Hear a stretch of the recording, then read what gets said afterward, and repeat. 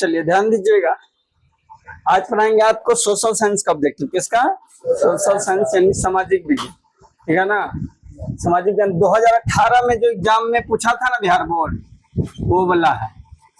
2018 में जो एग्जाम में ऑब्जेक्टिव प्रश्न आया था बिहार बोर्ड में, वो वाला प्रश्न, ठीक है, ध्यान दीजिएगा। चलिए पहला प्रश्न क्या है? बोल्शेविक क्रांति कब हुई है? बोल्शेविक क्रांति कब हुआ? याद करिए, बोल्शेविक क्रांति नवंबर 1917। बोल्शेविक इसी को क्या कहते हैं? अक्टूबर क्रांति। अक्टूबर क्रांति भी, नवंबर क्रांति। बोल्शेविक क्रांति कौन क्रांति? अक्टूबर क्रांति भी कहते हैं इसी को, ठीक है। अक्टूबर क्रांति भी इसी को कहते हैं, नवंबर क्रांति भी इसी को कहते हैं। बोल्शेविक क्रांति बोलिए, अक्टूबर क्रांति बोलिए, नवंबर क्रांति बोलिए। कब हुआ था? नवंबर 1917। कब हुआ? नवंबर 1917। याद करिए, पढ़ाए हैं ये, याद है? ये वाला आपको पढ़ाया हुआ प्रश्न है। तो बोल्शेविक क्रांति कब हुआ? नवंबर 1917। नवंबर 1917। चलिए, हिंद चीन पहुंचने वाले प्रथम व्यापारी कौन थे? बोला कि हिंद चीन पहुंचने, कहाँ पहुंचने वाला है? हिंद चीन, ठीक है। एक जगह जैसे भारत है उसी हिंद चीन है। क्या है? हिंद चीन 3 देशों से मिलके बना है, बताइए। लाओस, कंबोडिया और वियतनाम, ठीक है। लाओस, कंबोडिया और वियतनाम, ये 3 देश को मिला के क्या बन गया है? हिंद चीन। हिंद चीन में कौन कौन देश आता है? लाओस, कंबोडिया और वियतनाम। मौगाहा जैसा न बोलना, ठीक है। हिंद चीन में कौन कौन देश आता है? लाओस, कंबोडिया और वियतनाम। ये 3 देश से मिलकर क्या बना है? हिंद चीन। तो हिंद चीन में पहुंचने वाला प्रथम व्यापारी यानी बिजनेस करने सबसे पहली बार कौन पहुंचा? अंग्रेज, फ्रांसीसी, पुर्तगाली या डच। कौन पहुंचा? पुर्तगाली, ठीक है। हिंद चीन पहले व्यापार करने कौन पहुंचा? पुर्तगाली। अब भारत भी पुर्तगाली ही पहुंचा था, याद रखिएगा। भारत भी व्यापार करने कौन पहुंचा था पहले? सबसे पहले भारत में भी व्यापार करने के लिए कौन आया था? पुर्तगाली ही आया था सबसे पहले व्यापार करने के लिए, ठीक है। हिंद चीन में भी सबसे पहले व्यापार करने कौन आया? पुर्तगाली, ठीक है। आगे, असहयोग आंदोलन का प्रस्ताव कांग्रेस के किस अधिवेशन में पारित हुआ? पूरा असहयोग आंदोलन का प्रस्ताव, प्रस्ताव मतलब कि उनमें निर्णय हुआ कि हम लोग अब असहयोग आंदोलन करें, ठीक है। उसमें क्या निर्णय हुआ कि अब हम लोग क्या करेंगे? असहयोग आंदोलन। तो कब, कौन सा अधिवेशन में पारित हुआ? सितंबर 1920 कोलकाता अधिवेशन, यही ना होगा? सितंबर 1920 में फैसला लिया गया कोलकाता में कि हम लोग क्या करेंगे? असहयोग आंदोलन करेंगे, ठीक है। सितंबर 1920 में फैसला लिया गया कोलकाता में कि भैया हम लोग क्या करेंगे? असहयोग आंदोलन करेंगे, ठीक है। चलिए आगे बढ़ते हैं। समझ में आया? असहयोग आंदोलन का फैसला कब लिया गया? सितंबर 1920 कलकत्ता अधिवेशन में फैसला लिया गया कि हम लोग क्या करेंगे? असहयोग आंदोलन करेंगे, ठीक है। तो दिक्कत नहीं ना किसी को? चलो ध्यान दो। नेक्स्ट, राष्ट्रीय स्वयंसेवक संघ की स्थापना कब और किसने की? बोला जो राष्ट्रीय स्वयंसेवक संघ, कौन से? राष्ट्रीय स्वयंसेवक संघ। इसका स्थापना हुआ कब यानी बना कब? अब बनाने वाला था कौन, ठीक है। तो 1930 में गुरु गोलबन लकर, या 1925 में केबी हेडगेवार, 1926 में चित्तरंजन दास, या 1928 में लाला चंद। कौन होगा? 1925 में केबी हेडगेवार। 1925 में केडी हेडगेवार क्या चीज बना दिए? राष्ट्रीय स्वयंसेवक की गठन किए 1925 में। कौन किए थे? केडी हेडगेवार। इंग्लैंड में सभी स्त्रियों और पुरुषों को वयस्क मताधिकार कब प्राप्त हुआ? यानी इंग्लैंड में फैसला हुआ कि अब महिला पुरुष दोनों भी वोट दे सकता है, ठीक है। उसी को वयस्क मताधिकार कहते हैं। वयस्क मताधिकार मतलब कि वोट देने का अधिकार। तो कब पारित हुआ कि भैया इंग्लैंड में महिला भी वोट देगी? पहले था कि खाली पुरुष दे सकता था, लेकिन एक ऐसा समय आया जब बोला गया कि भैया महिला पुरुष दोनों क्या कर सकती है? वोट दे सकती है। तो कब? 1938, 1911, सॉरी 1838, 1881, 1918 या 1932? कब? 1918 में निर्णय लिया गया इंग्लैंड में कि अब महिला पुरुष दोनों क्या दे सकता है? वोट दे सकता है। कौन सा सामाजिक वर्ग बुद्धिजीवी वर्ग के रूप में उभर कर आया? पहले जो समाज था उसको अलग अलग वर्गों में बांटा हुआ था, ठीक है, तो उसमें कौन सा ऐसा समाज था जो सबसे इंटेलिजेंट था? बुद्धिजीवी वर्ग मतलब इंटेलिजेंट, उद्योगपति वर्ग, पूंजीपति वर्ग, श्रमिक वर्ग या मध्य वर्ग? क्या हो गया? मध्य वर्ग। मिडिल फैमिली, मध्य वर्ग यानी मिडिल फैमिली। ऐसे मिडिल फैमिली वाला लोग ज्यादा तेज रहता है, बुद्धि दिमाग लगाता है, ठीक है। तो उस समय भी बुद्धिजीवी वर्ग कौन था? मध्य वर्ग। प्राचीन काल में किस स्थल मार्ग से एशिया और यूरोप का व्यापार होता था? देखो, प्राचीन काल में, अभी की बात नहीं हो रहा, कब की बात हो रहा है? प्राचीन समय की बात हो रहा है कि एशिया और यूरोप में किसके किसके बीच में व्यापार यानी बिजनेस कौन रास्ता से होता था? सूती मार्ग, रेशम मार्ग, उत्तम पथ या दक्षिण पथ? किस रेशम मार्ग से किसका किसका व्यापार होता था? एशिया और यूरोप। एशिया और यूरोप का किस रास्ता से होता था? रेशम मार्ग से होता था व्यापार। कब? प्राचीन काल में। कब होता था? प्राचीन काल में। कोई दिक्कत है यहाँ तक? चलिए ऊपर नीचे करो बुआ।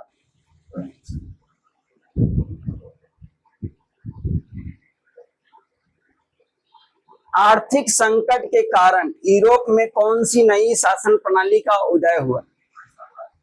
1929 में आर्थिक आया था, आर्थिक कारण, ठीक है, 1929, ठीक है, 1929 में आर्थिक संकट आया। आपको पूछेगा आर्थिक संकट कब आया? तो 1929 में, 1929 ईस्वी में। एकदम खतरनाक भयानक वाला आया था, लेकिन इसका असर से कोरोना आया ना, बहुत भयानक वाला जी, पूरा वर्ल्ड में फैल गया। उस 1900 आर्थिक मंदी आया था, आर्थिक मंदी। मंदी में पूरा आपको पैसा है लेकिन खाने वाला सामान आपको मार्केट में नहीं था, समझे कि नहीं? तो वही हुआ विश्व आर्थिक मंदी। तो विश्व आर्थिक मंदी कब आया? 1929 में, ठीक है। तो वही है कि आर्थिक संकट के कारण यूरोप में कौन सी नई शासन प्रणाली का उदय हुआ? तो फांसीवादी नाजीवादी शासन व्यवस्था। क्या हुआ? फांसीवादी नाजीवादी शासन व्यवस्था। जैसी 1929 का आर्थिक मंदी खत्म हुआ, उसका कौन सा समाज में आ गया? फांसीवादी नाजीवादी शासन व्यवस्था लागू हो गई, ठीक है। किस पत्र ने रातों रात वर्नक्यूलर प्रेस एक्ट से बचने के लिए अपनी भाषा बदल दी? अंग्रेज सरकार एक एक्ट लाया। एक्ट मतलब होता है कानून, नियम, समझिए। तो एक पत्र है, बोला कि रातों वर्नक्यूलर एक्ट आया, वर्नक्यूलर प्रेस एक्ट आया, ठीक है। तो इसमें निश्चित किया गया कि भैया ये पेपर यही भाषा में छपेगा, उसके अलावा दूसरा भाषा में आपको छापना है तो पेपर नहीं छपेगा। तो एगो पेपर वाला दिमाग लगा दिया, अपना भाषा बदल दिया। तो कौन? वर्नक्यूलर एक्सप्रेस से बचने के लिए अमृत बाजार पत्रिका, कौन है? अमृत बाजार पत्रिका रातों रात अपना पेपर का भाषा बदल लिया, ठीक है। रातों रात अपना क्या कर दिया? भाषा को ही बदल दिया, चेंज कर दिया।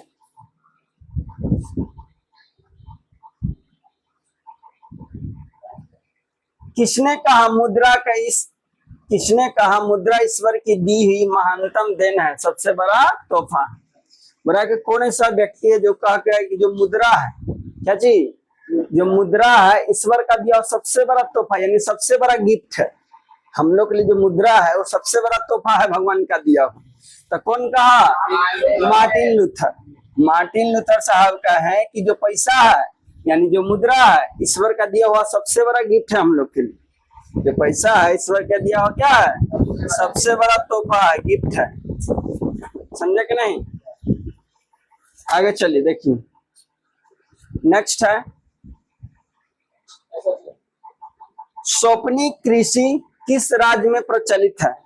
बोला कि सोपनी कृषि, कौन सा कृषि? सोपनी कृषि। एक कृषि करने का तरीका है जिसको कहते हैं सोपनी कृषि। तो सोपनी कृषि ज्यादातर पहाड़ी इलाका में होता है, ठीक है। सोपनी कृषि ज्यादातर कैसे इलाका में होता है? पहाड़ी इलाका में। सोपनी कृषि मतलब पहाड़ी इलाका में, जैसे सीढ़ी जैसा पहाड़ी इलाका में जमीन ऐसे ऐसे रहता है, कहीं उधर कहीं खावा, ऐसा ना रहता है जी। तो यहाँ कोई खेती कर रहा है, अब एज्जा तो खेती होगा, एज्जा हुआ, कोई मान लो एज्जा कर रहा है खेती, कोई एज्जा कर रहा है खेती, कोई एज्जा कर रहा है, देखो सीढ़ी जैसा बनते जा रहा है कि नहीं, सीढ़ी जैसा बनते जा रहा है ना कि, ठीक है। तो स्वप्नी कृषि, तो बोला स्वप्नी कृषि कहाँ होता है, उत्तराखंड। स्वप्नी कृषि कहाँ होता है, उत्तराखंड। स्वप्नी कृषि सबसे अधिक कहाँ होता है, उत्तराखंड में, ठीक है। स्वप्नी कृषि कहाँ होता है, उत्तराखंड। प्राणियों के शरीर में कितना प्रतिशत जल की मात्रा निहित होता है, प्राणी मतलब हम लोग का जैसे जितना भी जीव जंतु है तो उसका शरीर में कितना वाटर रहता है, पानी कितना प्रतिशत रहता है, ठीक है। तो वही बोला कि प्राणी के शरीर में वाटर कितना यानी पानी कितना प्रतिशत रहता है, कितना 55, 60, 65 या 70, कितना होता है 65। जीव जंतु जितना उसका शरीर में कितना पानी होना चाहिए, 65%, ठीक है। प्राणी यानी कि जीव जंतु, प्राणी यानी क्या होगा, जीव जंतु। तो जीव जंतु के शरीर में कितना होना चाहिए, 65%, ठीक है। हम लोग के शरीर में कितना प्रतिशत पानी होना चाहिए, 65%। इसीलिए नियमित रूप से हम लोग को पानी पीते रहना चाहिए, ठीक है। वन संरक्षण एवं वन प्रबंधन की दृष्टि से वनों के कितने भागों में वर्गीकृत किया गया है, यानी बोला वन संरक्षण और वन के प्रबंधन की दृष्टिकोण के वनों को कितने भागों में बांटा गया है, 3 भागों में, ठीक है, 3 भाग में, याद रखिएगा। वन को संरक्षण, संरक्षण मतलब होता है बचाना, संरक्षण मतलब बचाना। तो वन का संरक्षण एवं प्रबंधन, प्रबंधन में व्यवस्था करना, जंगल को वन को बचाने के लिए उसको हम लोग 3 भाग में बांट दिए कि जंगल को हम क्या कर सकते हैं, बचा सकते हैं। तो ही बोला कि वन के प्रबंधन और संरक्षण के दृष्टिकोण से वन को हम क्या भाग में बांटे हैं, तो 3 भाग में बांट दिया, ठीक है। वन के संरक्षण के दृष्टिकोण से हम लोग वनों को कितने भागों में बांट दिए हैं, 3 भागों में। चलिए आगे बढ़िए, कोई दिक्कत। वन के संरक्षण और प्रबंधन के दृष्टिकोण से वन को कितने भागों में बांटे हैं, 3 भागों में बांट दिए। और छोटा करो बुआ, एक एनजीओ की वानिकी रिपोर्ट के अनुसार 1948 ईस्वी में विश्व में कितने हेक्टेयर भूमि पर वन का विस्तार था। वह एक टीम है जिसका नाम है एनजीओ, ठीक है। ये रिपोर्ट निकाला कब, 1948 में रिपोर्ट निकाला। अब पता किया कि पूरा विश्व में कितना भाग पर जंगल है, वन है। एनजीओ 1948 में एक रिपोर्ट निकाला और पता किया कि भैया पूरा विश्व में कितना जगह पर क्या है, जंगल यानी वन है।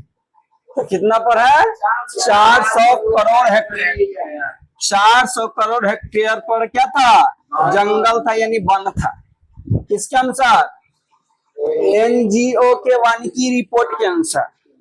कब, 1948 की बात, 1948 की बात। कोई दिक्कत आई। 1 टन इस्पात बनाने में कितना मैग्नीज उपयोग किया जाता है, यानी हमको बनाना है 1 टन इस्पात। कितना बनाना है, 1 टन। 1 टन में कितना किलो, 1000 किलो, ठीक है। 1 टन में 1000 किलो। तो बोला 1 टन इस्पात बनाने में कितना मैग्नीज का उपयोग होता है, यानी 1 टन इस्पात बनाना है तो कितना मैग्नीज उपयोग करेंगे, 10 किलो, 10 केजी, ठीक है। 1 टन यदि आपको इस्पात बनाना है तो उसमें कितना मैग्नीज मिलाना पड़ेगा, 10 किलो मिलाना पड़ेगा, समझे कि नहीं। 1 टन इस्पात बनाना है तो कितना मैग्नीज, 10 केजी। कोयले का सर्वोत्तम प्रकार कौन सा है, बताइए। सबसे अच्छा कोयला, सर्वोत्तम मतलब सबसे अच्छा। तो पहले जान लीजिए कोयला के 4 प्रकार होता है। कोयला के क्या प्रकार, 4 प्रकार। कोयला के क्या प्रकार, 4 प्रकार, याद रखिएगा। कोयला क्या प्रकार, 4 प्रकार। सबसे अच्छा कोयला एंथ्रासाइट, सबसे अच्छा कोयला एंथ्रासाइट, एंथ्रासाइट, ठीक है। सबसे अच्छा कोयला एंथ्रासाइट और सबसे खराब कोयला पीट, ठीक है। सबसे खराब की बात की जाए तो पीट, सबसे खराब कोयला पीट, सबसे अच्छा कोयला एंथ्रासाइट, ठीक है। ये चारों कोयला के प्रकार के नाम हैं। कोयला ऐसे 4 प्रकार के होता है, कौन कौन, एंथ्रासाइट, पीट, लिग्नाइट और बिटुमिन। ये चारों कोयला का प्रकार है, ठीक है। ये 4 गो कोयला होता है, एक होता है एंथ्रासाइट, पीट, लिग्नाइट और बिटुमेन। ठीक है, तो 4 गो कोयला के प्रकार के नाम बताइए। फिर से बोलिए।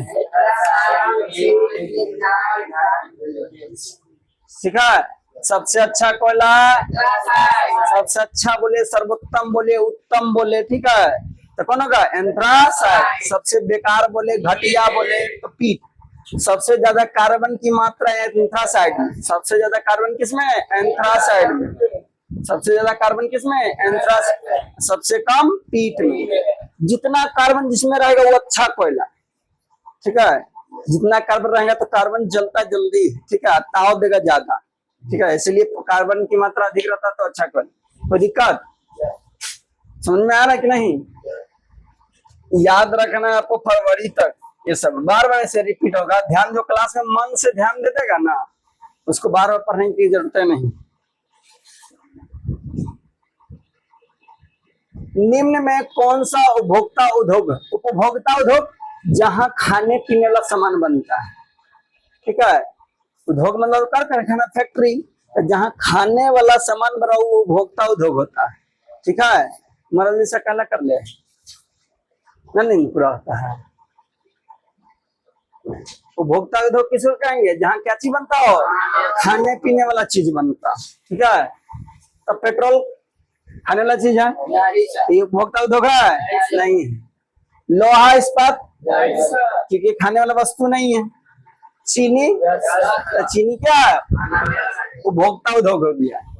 चीनी हो गया, गुड़ हो गया। ठीक है, जो खाने वाला ब्रेड हो गया, फ्लोर आटा हो गया, ये सब जो उद्योग है कैसा कैसा उद्योग है?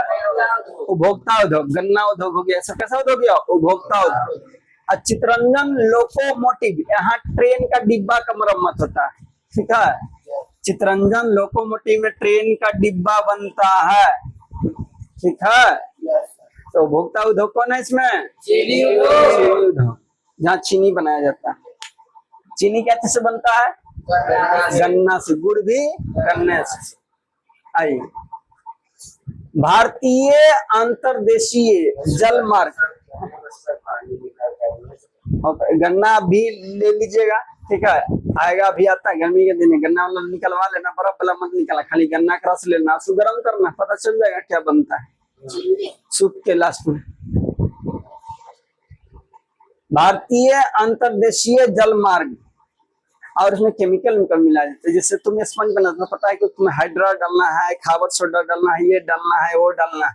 उसमें मटेरियल जो बनाता है उसको पता होगा कि चीनी में क्या क्या मटेरियल डाल के बनाएंगे। ऐसे भी उसको आप बनाइएगा तो चीनी देखिएगा वो लास्ट में चीनी जैसा होगा। ठीक है, ट्राई करने की चीज है।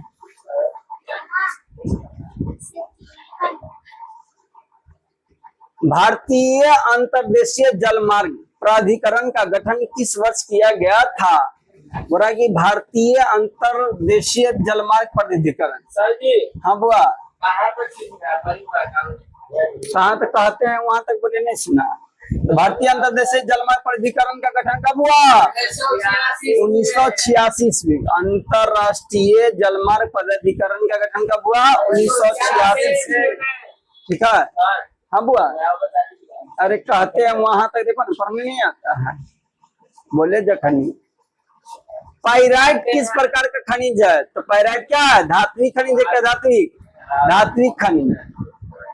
पाइराइट से धातु निकलता है। पाइराइट से क्या निकलता है? धातु। तो जिससे धातु निकले वो धात्विक खनिज, जिससे धातु ना निकले वो अधात्विक खनिज। क्या है? तो कभी कभी पूछता धात्विक खनिज सब क्या समझते हैं? तो जिसमें धातु की मात्रा अधिक होती है उसे धात्विक खनिज कहते हैं।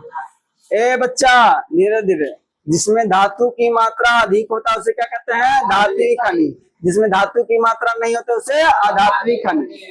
अंतर आता है कि धात्विक खनिज अधात्विक खनिज में अंतर स्पष्ट करिए, विभेद कर। तो लिखेंगे धात्विक खनिज में धातु की मात्रा अधिक होती है, अधात्विक खनिज में धातु की मात्रा नहीं होती। ठीक है, धात्विक खनिज महंगा होता है, अधात्विक खनिज सस्ता होता है। ठीक है, धात्विक खनिज का बहुत सारा उपयोग है, धात्विक खनिज का उतना उपयोग नहीं है। ठीक है, दोनों अनवीकरणीय संसाधन। दोनों कैसा है? अनवीकरणीय। नवीकरणीय नवीकरणीय बता चुके हैं ना, चलिए वो सब बताना ना पड़े। तो 2001 की जनगणना के अनुसार बिहार की नगरीय आबादी कितना है? बोला कि 2001 में जनगणना हुआ तो बिहार का जनसंख्या आबादी मतलब जनसंख्या कितना था? तो कितना था? 10.5%। कितना था? 10.5% बिहार की जनसंख्या। अभी तो बहुत हो गया है, ठीक है, 2001 की बात हुआ, ठीक है। बताइए जनगणना कितना वर्ष में होता है? याद रखिएगा हर 10 वर्ष में होता है। जनगणना कितना वर्ष में होता है? 10 वर्ष। याद रखिएगा जनगणना हर 10 साल में होता है, ठीक है ना। 2001 में जनगणना जब हुआ तो बिहार का जनसंख्या कितना था? 10.5%। 10.5 को 10.5 कहते हैं। इतना प्रतिशत निकाल लीजिए, प्रतिशत है ना, तो प्रतिशत को संख्या से कर लीजिए, पता चल जाएगा। आइए, निम्नलिखित व्यक्तियों में से कौन लोकतंत्र में रंगभेद का विरोधी नहीं था? ठीक है, रंग भेद का विरोध। देखिए साउथ अफ्रीका या दक्षिण अफ्रीका जिसको कहते हैं, और रंग के आधार पर भेदभाव किया जाता है। जैसे भारत में है, या तो भाषा के आधार पर लोग भेदभाव करते हैं, ठीक है, अमीरी गरीबी के हिसाब से भेदभाव करते हैं, या लिंग के आधार पर भेदभाव करते हैं ना। लेकिन दक्षिण अफ्रीका एक ऐसा देश था जहां रंग के आधार पर भेदभाव किया जाता है। ब्रिटेन में भी रंग के आधार पर भेदभाव किया जाता है, लेकिन सबसे ज्यादा काला गोरा यानी सबसे ज्यादा दक्षिण अफ्रीका में रंग के आधार पर भेदभाव किया जाता है।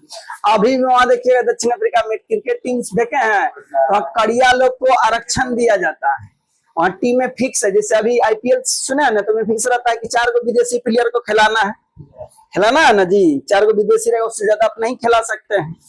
टीम में ज्यादा रहता है, लेकिन आपको 11 को प्लेयर चुनना है, उसमें आपको 4 को खिलाना है विदेशी प्लेयर। ज्यादा रहता है का ना, गलत बोलेंगे तो बोलना, ठीक है, 4। और इसी साउथ अफ्रीका की क्रिकेट टीम जब सिलेक्शन तो उसमें फिक्स है अनुपात, अब हमको नहीं रेशियो पता, लेकिन उसमें फिक्स है कि कड़िया कै गो रहेगा और गोरा कै गो रहेगा, चाहे उसमें टैलेंट रहे या ना रहे, समझे। तो दक्षिण अफ्रीका में रंग के आधार पर भेदभाव होता है। तो कौन था जो विरोध नहीं कर रहा? बुरा कौन था विरोध नहीं? रंग भेद का विरोध महात्मा गांधी भी किए थे जाके, रंग भेद का विरोध, ठीक है। तो किंग मार्टिन लूथर ये विरोधी थे, ये विरोध कर रहे थे कि ऐसा नहीं होना चाहिए, रंग के आधार पर भेदभाव नहीं होना चाहिए। महात्मा गांधी भी इसका विरोध कर रहे थे, बोल रहे थे कि ये नहीं होना चाहिए, रंग के आधार पर भेदभाव नहीं। ओलंपिक धावक है, ओलंपिक में धावक मतलब दौड़ने वाला, उसका नाम है टॉमी स्मिथ और जॉन कॉलर्स, ठीक है। ये भी विरोध कर रहे थे, ये भी बोले कि भैया ऐसा रंग के आधार पर किसी के साथ भेदभाव नहीं होना चाहिए, ठीक है। लेकिन ये जेड गुड्डी था, ये विरोधी नहीं था, ये बोला कि ऐसा होना चाहिए, भले भेदभाव हो रहा है, ठीक है। जेड गुड्डी बोला कि भले भेदभाव हो रहा है, लेकिन महात्मा गांधी, टॉमी स्मिथ और जॉन हो गया, मार्टिन लूथर हो गया, ये सब बोले कि भैया ऐसा भेदभाव नहीं होना चाहिए, समझे। एकदम नया नया मार रहा है की बात, कहाँ ठंड का गिराएगा। यहाँ तो कोई तकलीफ ना है, यहाँ तक कोनो तकलीफ है बउआ। चलो आगे। सांप्रदायिक राजनीति किस आधार पर आधारित हो? सांप्रदायिक राजनीति किसको कहेंगे? जब धर्म एक धर्म को दूसरा धर्म से लड़ा के अपना सेकने लगे तावा, वही सांप्रदायिक राजनीति भी है। जैसे मोदी जी के देखिएगा बड़ी सांप्रदायिक राजनीति करते हैं, कभी मुस्लिम के पक्ष में बात करेंगे, कभी हिंदू जी के पक्ष में बात करेंगे, तो सब अपना रोटी सेकने के चक्कर में। तो जब एक धर्म को दूसरा धर्म से आप ऊपर मानने लगे तो सांप्रदायिक राजनीति होगी, ठीक है। जब पूछता है कि सांप्रदायिक राजनीति के साथ क्या समझते हैं, तब बोलेंगे जब एक धर्म के लोग दूसरे धर्म से अपने धर्म को ऊपर मानने लगता है, श्रेष्ठ मानने लगता है, तब क्या यही रूप ले लेता है, सांप्रदायिक राजनीति का रूप ले लेता है। हम हिंदू है, आप मुस्लिम है, तो हर धर्म से हमारा अच्छा धर्म, ठीक है। हर कोई कहता है कि हमारे पापा से अच्छा तोर पापा थोड़ी, हर कोई कहता है, तो हो गया सांप्रदायिक राजनीति। जब एक धर्म दूसरे धर्म से ऊपर मानने लगिएगा तो वही सांप्रदायिकता का रूप ले लेता है। इसी को क्या कहते हैं? सांप्रदायिक राजनीति। तो आइए, सांप्रदायिक राजनीति किस आधार पर आधारित होता है? एक धर्म दूसरे धर्म से श्रेष्ठ, श्रेष्ठ मतलब ऊंचा। जब एक धर्म दूसरे धर्म से ऊपर मानने लगिएगा तो यही ले लेगा किसका रूप? सांप्रदायिकता का रूप ले लेगा। यही क्या ले लेगा? सांप्रदायिकता का रूप। जब एक धर्म दूसरे धर्म से अपने आप को ऊपर मानने लगेगा तो यही जो है सांप्रदायिकता का रूप ले लेगा। सांप्रदायिकता का मतलब ये होता है कि धर्म में आपस में आप फिर फर्क डाल दिए, तो ही हो गया सांप्रदायिकता, समझे। अरे समझे, संघ सरकार का उदाहरण है। बोला संघ सरकार कहाँ है? अमेरिका में, चीन में, ग्रेट ब्रिटेनिया, इनमें से कोई नहीं। कहाँ है? अमेरिका में। संघ सरकार कहाँ है? अमेरिका में। संघ सरकार कहाँ है? अमेरिका में। भारतीय लोकतंत्र में सत्ता का विरुद्ध जन आक्रोश किस दशक में आरंभ हुआ था? यानी सत्ता का विरुद्ध लोग, पहले सत्ता के विरुद्ध लोग नहीं कर रहे थे, लेकिन एक समय ऐसा आया जो जनता था वो सत्ता के क्या करने लगे? विरोध करने लगे, सरकार का विरोध जाने लगे। तो कौन सा दशक में? 1970 के दशक।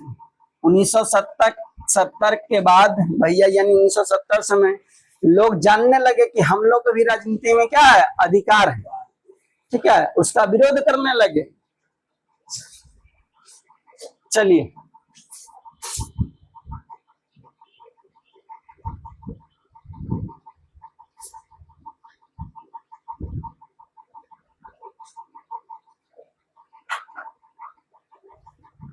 चिपको आंदोलन का निम्नलिखित में से किससे संबंधित है? चिपको आंदोलन समझिए। चिपको आंदोलन भैया उत्तराखंड में होता है, याद रखिए। कहाँ हुआ? हम याद रखिए, भी आए। चिपको आंदोलन कहाँ हुआ? उत्तराखंड में। चिपको आंदोलन कहाँ हुआ? उत्तराखंड। इसका मेन नेता कौन थे? सुंदरलाल बहुगुण।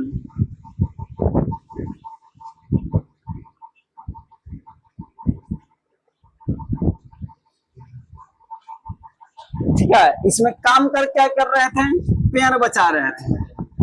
पेड़ को ठेकेदार लोग काट रहा था तो उसको क्या कर रहे थे? बचा रहे थे। ठीक है, तो आपसे इतना पूछता है कि चिपको आंदोलन भैया कहाँ हुआ था? तो उत्तराखंड के टिहरी गढ़वाल जिला में। जैसे हम लोग कहाँ रहते हैं? बिहार के पटना जिला के गैसपुर में रहते हैं ना। वैसे ही भैया जो चिपको आंदोलन हुआ था उत्तराखंड के टिहरी गढ़वाल जिला में हुआ। ठीक है, उत्तराखंड के टिहरी गढ़वाल जिला में हुआ था। क्या चीज? चिपको आंदोलन। चिपको आंदोलन से गलत नहीं ना सोच रहा। चिपको आंदोलन क्या किया था ना कि अंग्रेज ठेकेदार लोग पेड़ लोग सब बेच देता था और लोग क्या करता था? काट काट के खत्म कर देता था। तो वहां के टिहरी गढ़वाल जिला के उत्तराखंड के लोग क्या किया?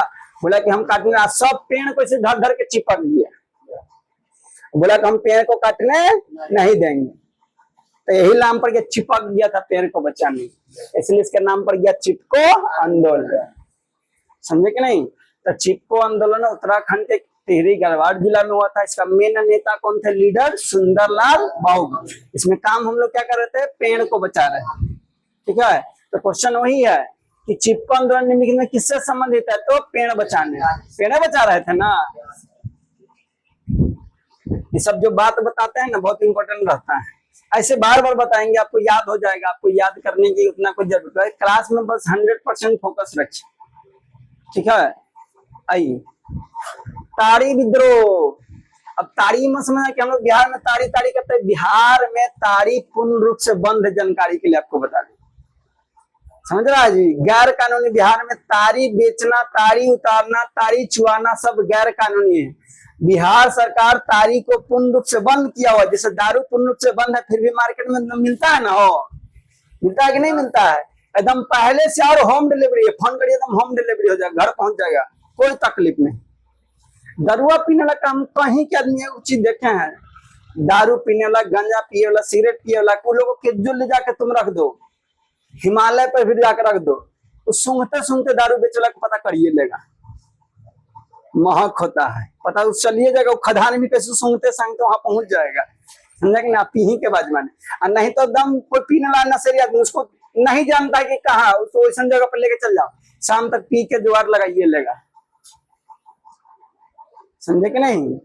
तो ताड़ी विद्रोह भैया बिहार में नहीं हुआ था, पहला नंबर याद रखिएगा। ताड़ी बिहार में पूर्ण रूप से क्या है? प्रतिबंध है। ताड़ी चुआना, ताड़ी बेचना पूर्ण रूप से, दारू भी पूर्ण रूप से, शिखर, गुटखा, सर, ये सब बंद है बिहार में, लेकिन फिर भी बिक रहा है। ठीक है कि नहीं? आइए, तो ताड़ी विद्रोह जानते हैं। ताड़ी विद्रोह आंदोलन निम्नलिखित में से किस प्रांत में शुरू हुआ था? तो कहाँ हुआ था? आंध्र प्रदेश। ताड़ी विद्रोह कहाँ शुरू हुआ? आंध्र प्रदेश। अब महिला लोग की थी। ठीक है, महिला लोग की थी ताड़ी विद्रोह। आंध्र प्रदेश में। क्या है कि सबके बलमुआ पी पी के पूरा नखरा करता था, पी के मारता पीटता था मेहरारू के जाके झोंटा नोच के। ठीक है, तो महिला लोग कहने लगी तारी विद्रोह, तो सरकार क्या कर दिया, बंद कर दिया। कहा लो बंदे कर देते लफड़े खाते। तो तारी विद्रोह कहाँ हुआ, आंध्र प्रदेश में। तारी विद्रोह कहाँ, आंध्र प्रदेश। राजनीतिक दलों की नींव सर्वप्रथम किस देश में, राजनीतिक यानी जैसे भाजपा, कांग्रेस, आरजेडी, जदयू सब राजनीतिक दल है। ठीक है, तो राजनीतिक दल भी दो तरह का होता है, एक क्षेत्रीय पार्टी, ठीक है, एक राष्ट्रीय पार्टी। तो जैसे क्षेत्रीय पार्टी में जैसे जदयू है, आरजेडी है, ठीक है, लोजपा है, ये सब क्या है, क्षेत्रीय पार्टी, बिहार का क्षेत्रीय पार्टी। ठीक है, उसी तरह यूपी में चल जाए बासपा है, ठीक है, साइकिल छापको ना, उसे क्या नाम है, समाजवादी पार्टी, सब ये सब हो गया कौन, क्षेत्रीय पार्टी। अब हो गया राष्ट्रीय पार्टी, भाजपा, कांग्रेस, ये सब राष्ट्रीय पार्टी। ठीक है, ये सब नेशनल पार्टी।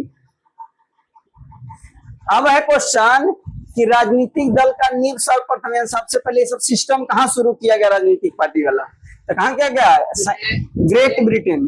ठीक है, सबसे भारत लंदन कहीं देश में सब शुरुआत नहीं किया गया था, सबसे पहले कहाँ, ग्रेट ब्रिटेन में शुरुआत, सब देखा देखी सब जगह शुरू कर दिया, हम भी राजनीतिक दल राजनीतिक पार्टी बनाएंगे। तो सबसे पहले शुरू कहाँ हुआ, चौनाट से तुरंत थक किए जाएगा, 2 लाइन लिखता थक जाए, 2 चैप्टर बना लिया।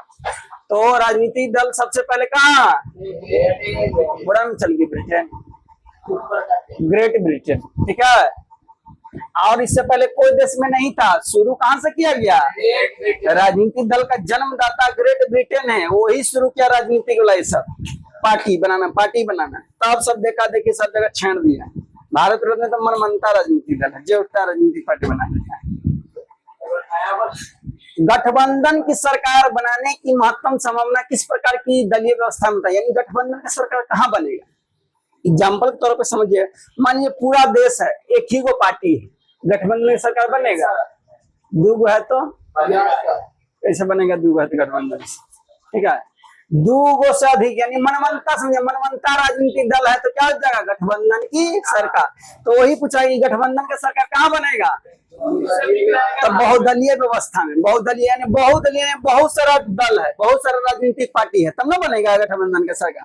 अब एगो रहेगा तो बनेगा, नहीं बने, एक गो है, ठीक है, एक गो है तो कहां से होगा, समझे कि नहीं। तो गठबंधन कब बनता है, जब कोई एगो पार्टी को जितना सीट चाहिए उतना सीट नहीं मिल रहा है, तो मिल के सीट प्राप्त कर लेता है उतना सीट, तो क्या बन जाता है, गठबंधन की सरकार। अभी भी प्रधानमंत्री कैसे बनल है, गठबंधन के सरकार से बनल, क्योंकि मोदी जी को पूर्ण सीट नहीं मिला, जितना चाहिए उतना सीट नहीं मिला, तो गठबंधन के सरकार बना के और बने हुए है पीएम।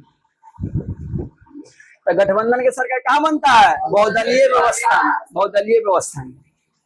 निम्नलिखित में कौन सा राष्ट्रीय दल नहीं है, पूरा कौन सा राष्ट्रीय दल, नेशनल पार्टी, राष्ट्रीय दल मतलब नेशनल पार्टी, तो कौन नहीं है, भारतीय राष्ट्रीय कांग्रेस, बहुजन समाजवादी पार्टी, लोक जनशक्ति पार्टी या भारतीय जनता पार्टी, कौन है, लोक जनशक्ति पार्टी, ये नेशनल पार्टी नहीं। बाकी भारतीय जनता पार्टी, बहुजन समाजवादी पार्टी या भारतीय जनता पार्टी सब नेशनल पार्टी है, यानी इंडिया लेवल का, ये सब इंडिया लेवल में खेलता है मैच, पूरा जहां चुनाव होगा पूरा भारत में खेलता है तीनों।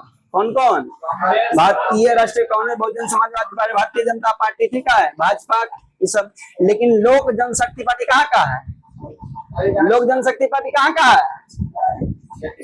क्षेत्रीय पार्टी कहाँ का क्षेत्रीय पार्टी है,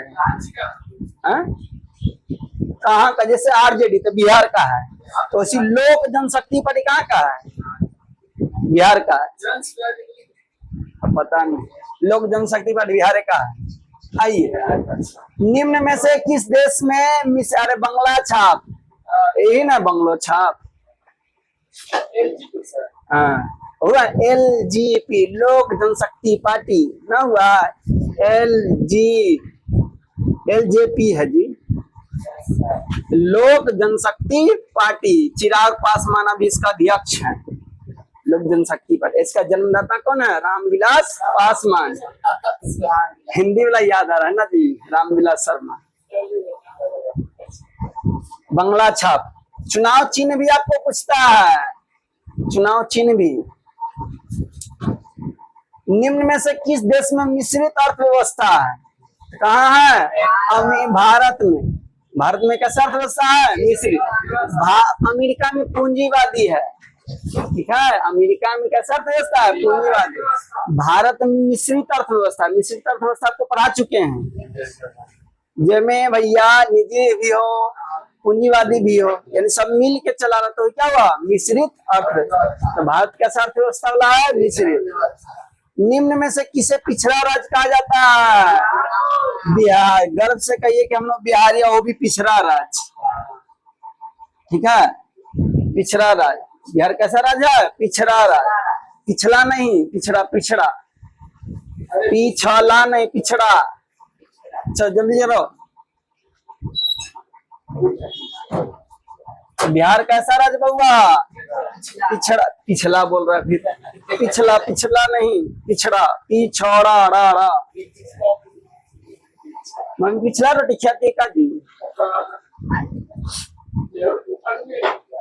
ए आगे मैया बाप। शेयर बाजार का नियामक क्या कहते हैं? सेबी। शेयर जो बाजार होता है उसका नियामक, उसे क्या कहते हैं? सेबी। शेयर बाजार का जो नियामक होता है उसे क्या कहते हैं? सेबी। इनमें से कौन संस्थागत वित्त का साधन है? कौन वित्त का साधन है? बोला कि वित्त यानी पैसा, ठीक है। व्यापारी, रिश्तेदार, व्यावसायिक बैंक या महाजन? क्या होगा? व्यावसायिक, यानी कर्जा उर्जा आपको ज्यादा व्यावसायिक बैंक देगा। व्यापारी, रिश्तेदार, महाजन सब आपको ज्यादा इंटरेस्ट कर लेते हैं, ठीक है। भारत की वित्तीय राजधानी किस शहर को कहा जाता है? मुंबई। भारत की वित्तीय राजधानी मुंबई, ठीक है। फाइनेंस कैपिटल कहते हैं, क्या कहते हैं? फाइनेंस कैपिटल, यानी वित्तीय राजधानी मुंबई। सपनों की शहर मुंबई, चुतिया बनाने वाला शहर मुंबई, समझे कि नहीं? तो भैया भारत की वित्तीय राजधानी मुंबई। आरबीआई, इसका भी हेडक्वार्टर मुंबई है। निम्न में से कौन एक बीमारू राज्य नहीं है? बिहार, मध्य प्रदेश, कर्नाटक, उड़ीसा। कौन होगा? कर्नाटक बीमारू राज्य नहीं है, बाकी बिहारी, मध्य प्रदेशी और उड़ीसा सब बीमारू राज्य हैं। बिहार, मध्य प्रदेश, उड़ीसा। बिहार, मध्य प्रदेश, उड़ीसा कैसा राज्य है? बीमारू राज्य। कौन कौन बीमारू राज्य है? बिहार, मध्य प्रदेश और उड़ीसा। ये कैसा राज्य है? बीमारू राज्य। वैश्वीकरण के मुख्य कितने अंग? 5 अंग। वैश्वीकरण के कितने अंग? 5 अंग। अरे वैश्वीकरण के कितना अंग? 5। भारत में उपभोक्ता संरक्षण अधिनियम की घोषणा कब? उपभोक्ता संरक्षण अधिनियम यानी उपभोक्ता जो भी कोई सामान को उपयोग करे सब उपभोक्ता। हम लोग भी किसी न किसी सामान को खरीद के उपयोग करते हैं, हम लोग भी क्या कहलाएं? उपभोक्ता।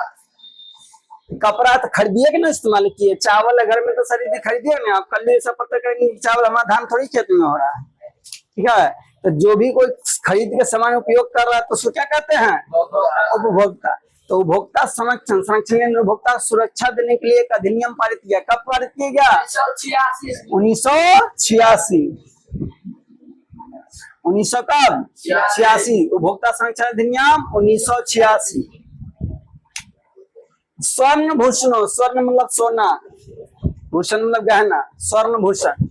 स्वर्ण भूषणों की परिशुद्धता को सुनिश्चित करने के लिए किस मान्यता प्राप्त चिन्ह का प्रयोग होता है? सोना शुद्ध है उसकी क्या चीज का चिन्ह रहता है? हॉलमार्क का। सोना शुद्ध है इसकी प्रमाण कैसे होता है? हॉलमार्क। हॉलमार्क का तो इससे पता चलता है कि सोना क्या है? शुद्ध। शुद्ध सोना कितना कैरेट है? शुद्ध सोना कितना कैरेट? 24 कैरेट। शुद्ध सोना कितना कैरेट? 24 कैरेट, ठीक है। याद रखे कभी भी शुद्ध सोना सब गहना नहीं बना सकते। कितना इतना मुलायम होता है ना कि तुरंत टूट जाएगा, ठीक है। शुद्ध सोना इतना मुलायम होता है कि टूट जाएगा, इसलिए शुद्ध सोना आपको नहीं दिया जाता। 19 कैरेट, 18 कैरेट, 20 कैरेट और उसमें बाकी दूसरा धातु मिला दिया जाता है, उसके बाद आपको गहना बना के दिया जाता है। तो पहले तो सोना की शुद्धता किससे मापते हैं? हॉलमार्क। हॉलमार्क ये ना कहते कहता सोना चाहिए हॉलमार्क का वाला चाहिए, ठीक है। दहेज में कैसा सोना चाहिए? हॉलमार्क। हॉलमार्क का शादी हो तो उपाय हो लड़का के हॉलमार्क के गहने खोज रहा है, ठीक है। तो शुद्ध सोना कितना कैरेट? 24 कैरेट। आगे, नदियों में बाढ़ आने का प्रमुख कारण क्या है? नदी में बाढ़ कैसे आता है? ठीक है, जल की अधिकता, वर्षा की अधिकता, नदी के तली में अवसाद का जमाव, या इनमें से कोई नहीं? मेन कारण, ऐसे सब कारण है। जल अधिक होगा तब भी बाढ़ आएगा, ज्यादा वर्षा होगा तब भी बाढ़ आएगा, और नदी के तली में गाद जमा होगा तब भी बाढ़ आएगा। गाद मतलब नदी था, नदी के नीचे मट्टी भरते चल गया तो पनिया कहाँ जाएगा? ऊपरे ना जाएगा, इन्होंने छितरावे ना करेगा। हाँ, ये तीनों कारण है नदी में बाढ़ आने का।